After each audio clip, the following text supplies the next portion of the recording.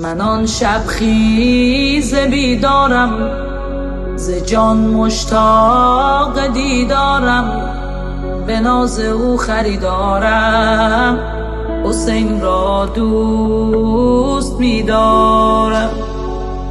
که او پرورده زهراست، حسین آزاد سردار، کفن پوشان عاشورا، جهان تشنه، حسین سقا همه قطره، حسین دریا، حسین گل، من ولی خارم، حسین را دوست می‌دارم.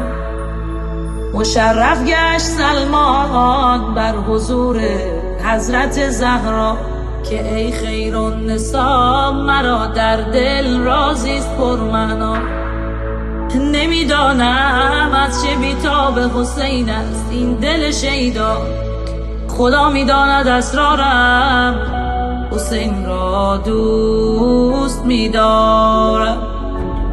به سلمان فاطمه فرمود که ای سردار ایرانی، مرا نیز این چنین دردی بود در سینه پنهانی. به عشق او گرفتارم، حسین را دوست می‌دارم.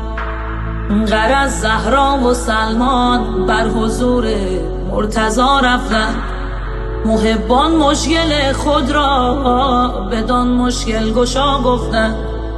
به جای چاره جویی از علی این جمله بشنفتند، منی که فخر ابرارم، حسین را دوست می‌دارم.